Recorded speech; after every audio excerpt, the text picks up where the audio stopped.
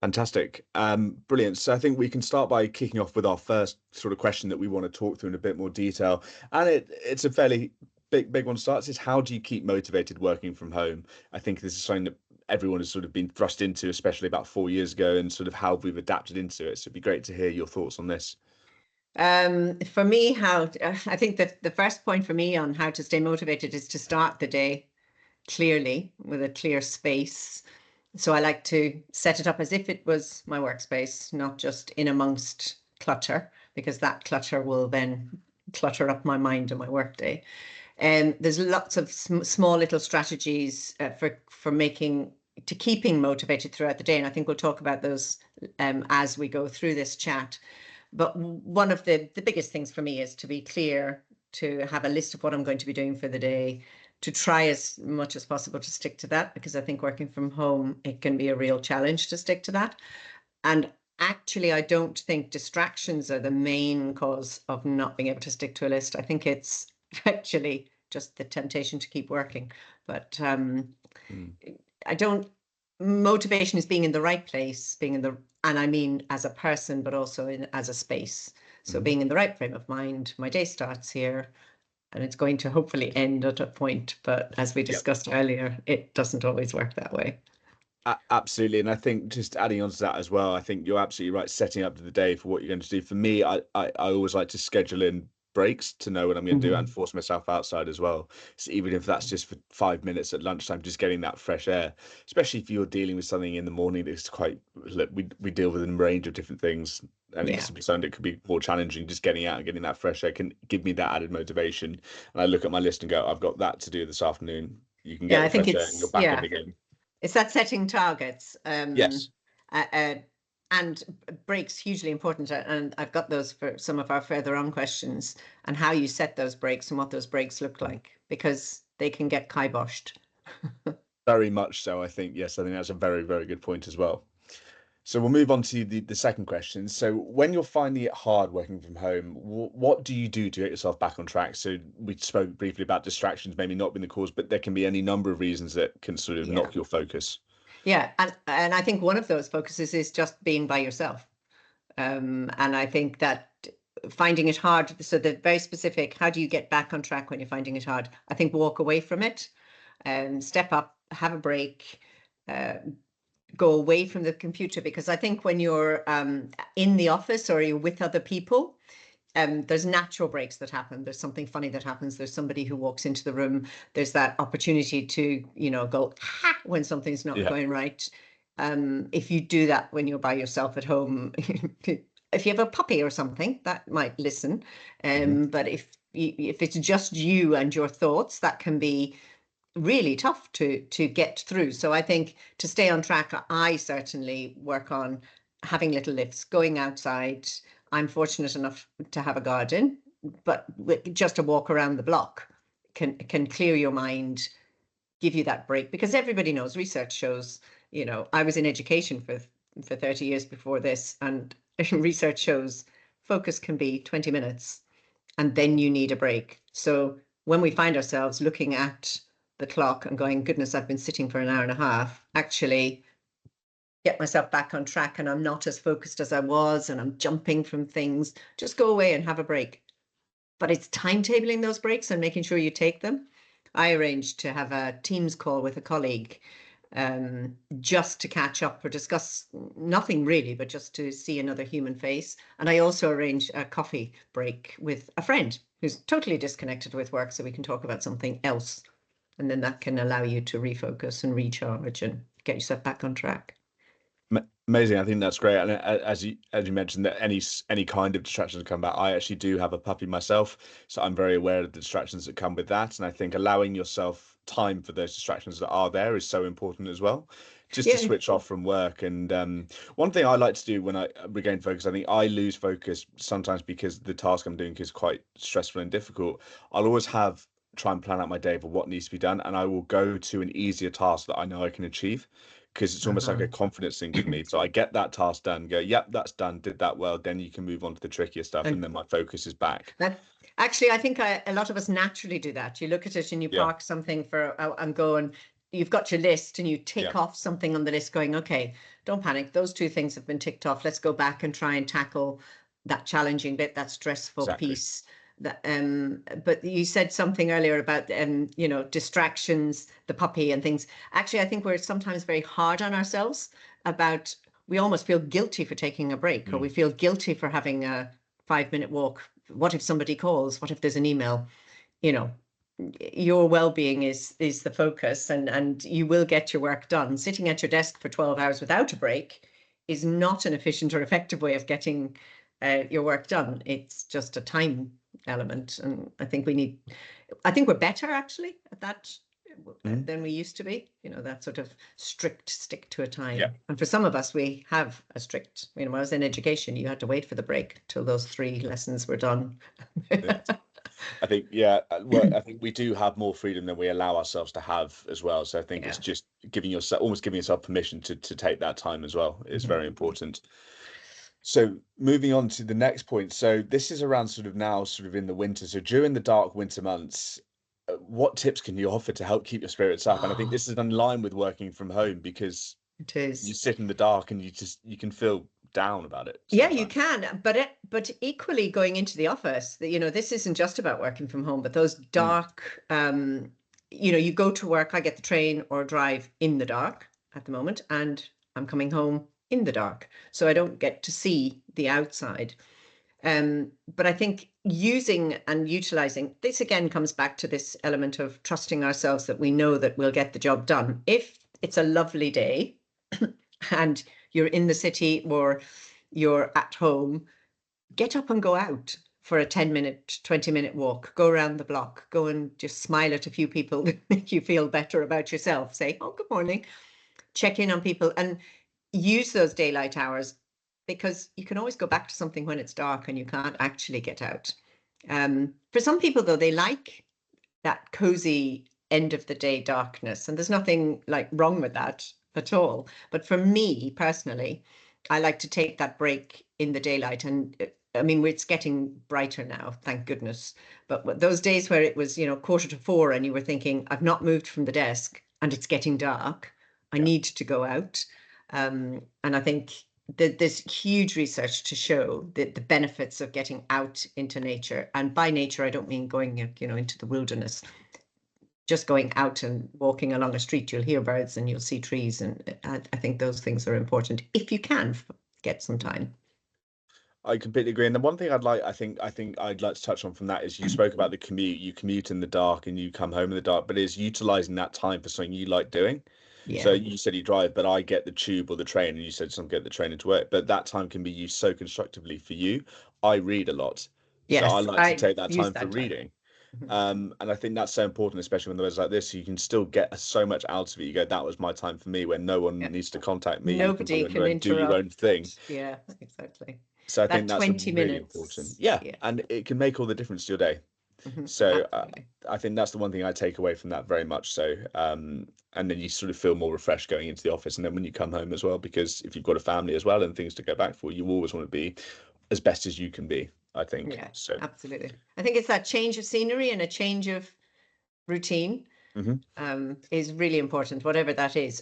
And I think it'll come to the question at the very end about that we'll ask about, you know, those tips for what is that tip? And Mhm. it's what are our priorities? What are our motivators? What are our drivers? What makes us feel good?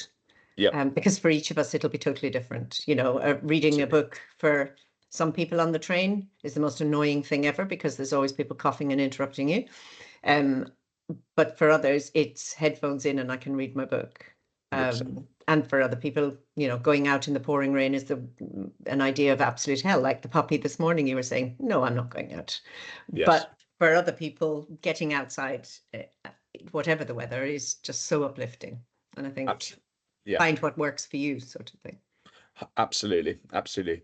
So, sort of within line with this is now sort of going back to sort of being at home. I think obviously with who we're talking to, some tips that you can put together. So to help brighten up your home at a time, if you are working from home, it is dark, it is rainy, it's grey, we don't see much. What can we do within the home to sort of give ourselves that bit of light that we might need, really. Yeah, I've throughout the winter actually, I love a scented candle, and I always have that on if I'm working, and it just gives that little bit of ambient light.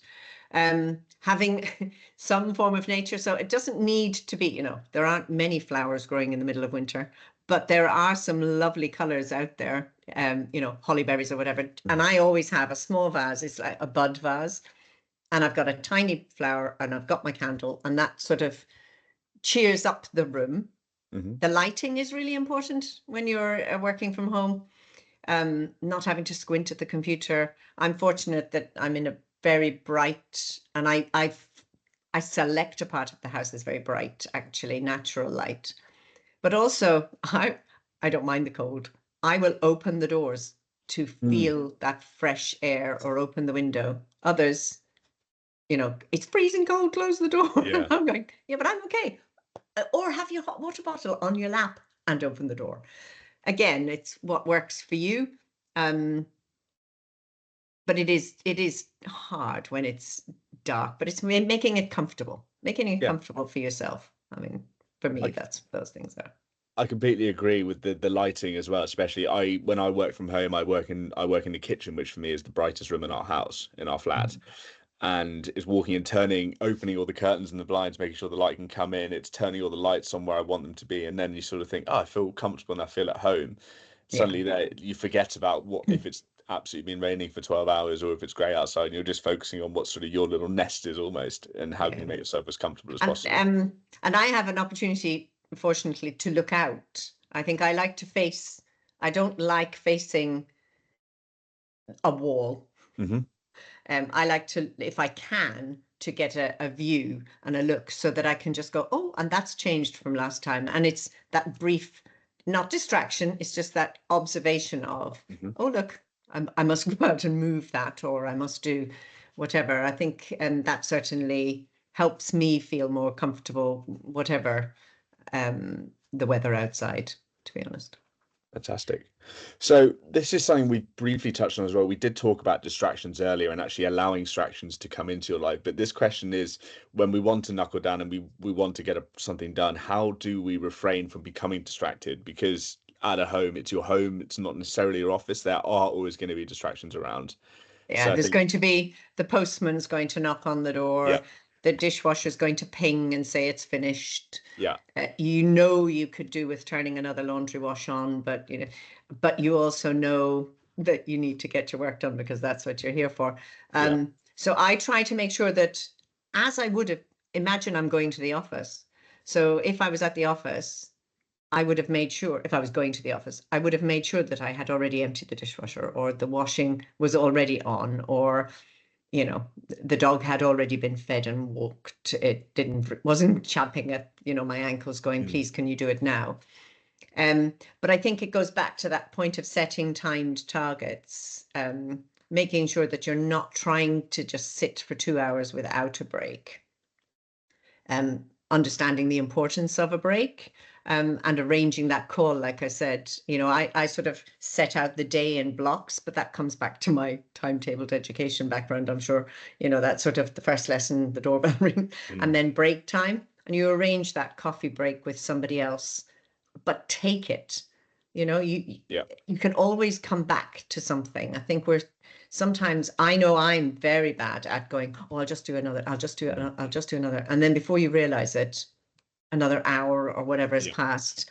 And then, somebody says, well, have you had your lunch? And you go, oh, well, it's too close to dinner now. So I'm I'm very aware of that one. And you think, yeah, I've had 4 cups of coffee, but have I eaten anything proper? So I think working that in, and you said it earlier, it's that schedule and prioritizing what things need to be done today, what things need to be done by lunchtime, and what things can be postponed until tomorrow or later in the day. And I think that also comes back to when you're working at home and somebody contacts you on an email, just saying, no, I'm really sorry, I can't do that.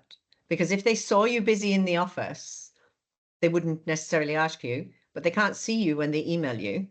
And having the confidence to say, I'm really sorry, I'll get to that, but I can't do it now. And just because, and believing that they will believe you, that they don't think you're off having a holiday somewhere. They know you're working. And it's that trust element with colleagues as well. So if somebody can't do it immediately, if it's urgent, send them something sort of humorous, or pick up the phone or arrange a Yeah. Teams call. Like this morning, there was something I was just looking at it, totally confused. So I just sent a message and I said to my colleague, can we just arrange a call? I'm totally confused. I don't know what's going on here. Yeah, and I think honesty is a big one there as well. The one tip I have for this, I think, is if you can do it, is figure out how you work best as well to keep your focus. So, for example, I work best in the mornings. That's just alert.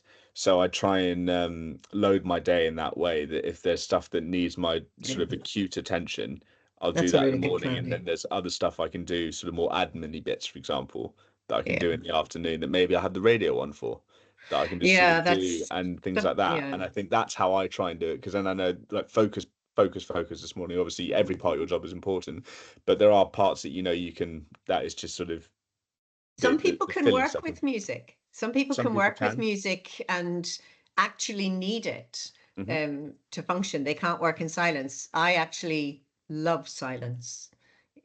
And God, if I hear, I'm one of those people who can wake at the drop of a feather, going, what's happening? Yeah. I enjoy that silence to get on with. And I think that comes back to our point earlier on. It's find what works for you. And you just said that. How are you best? How do you work at your best? Yeah. When do you work at your best? And ensuring that you can facilitate that in your Absolutely. home setting or in your office setting, to be honest, Hmm. because sometimes silence isn't achievable in an office. Certainly not in an office, I'd say, more than anything. So, but Yeah, that's one of the reasons exactly. we like it, I think, sometimes. Exactly. Brilliant. That's great. So I think the last sort of three questions are going to be more general, moving away from the office, and I think this is quite a fun one. So, Yeah. what are your favorite ways? What do we like to do to unwind after a day of working from home or in the office? So, what things do you do that you finish your work, you close your laptop? Okay, I'm going to go and do something for myself now. And I think that's it. Do something for myself. And it depends on the day. It could be reading my book on the train. I could be looking forward to the next chapter Yeah. on the train on the way home. It could be it's a gorgeous evening and I live near the beach, so I'm going down for a walk on the beach. Yeah. It could be it's wet, cold, miserable. I'm going to snuggle up with a hot water bottle and I'm going to read my book at home. Hmm. Um, I do find that because we've got a lot of screen time, I do not want the television Yeah. after work. It sort of frustrates and makes me irritable, actually, that there's Yeah. another screen on. I don't know why. Yeah. I I love to turn up my music as loud as possible, not with disturbing neighbors, obviously being Yeah. aware of that, and dancing like nobody's watching. That works for me. And actually ironing, it's going to sound a really weird thing, but ironing with a lot of loud music on and dancing while I'm ironing, that makes the ironing much easier. I completely agree. I actually don't mind ironing. I find it quite therapeutic, and Yeah. I get a sense of achievement at the end of it. But again, radio on, podcast on, music on, it's great. So Yeah, and I think every day what I do to unwind, every day is different. yeah. It's not a set thing I do. If it might be that I'm desperate to make a soup Mm. or I've seen a recipe and I want to come home and do that. I think I think particularly when working from home, the key to that is finishing the day. Yeah. I think it's really quite difficult. I have found myself, last night being an example, looking at the clock because I was by myself at home. There wasn't anybody coming home. And I know tonight is the same. So I've made an arrangement to do something different so that I don't just sit and work. I think prioritizing the end of the day, closing the computer, putting it away, and doing something for yourself. Because, I try, but I will admit to failing to do that, to close the computer, because it's very easy in our 24-hour access world that we live in to not do exactly that. And it's so important to do it. Because you want to be, as you say, ready for the family that you're going to go home to in a good state of mind. Or Yeah. if family are coming home and you've still got the computer open, and the first thing they see is you still sitting behind the desk, Hmm. they inevitably will say, "Oh, are you still working?" And you Yeah. think, "Oh, I know I shouldn't be, and I'm so sorry." Yeah. So it's understanding what everybody else around you is, not just you. Yeah. No, I think, completely true. yeah, I think, well, for me, one of my favorite things, there's a couple of things, but cooking is actually, for me, I love cooking. And what I love about it as well is that it's something I can do with, well, just my partner. But yeah, it's something even if it's something you have to do, we have to eat. But I managed to find enjoyment within that. I find the whole preparation process nice. Sometimes find that coming up with the recipe is the most difficult part, but once that bit's done, that's sort of part of yeah. my day of having a bit of downtime going, what am I going to cook tonight? And it's something to look forward to. Yeah, exactly. Yeah. And I So, think that's the key. You don't want to be looking forward to nothing.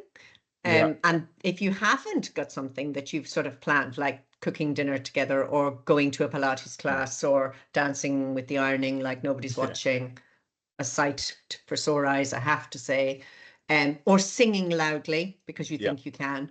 Um, if you don't have something like that prioritized for the end of the day, that's when the temptation to just keep working is.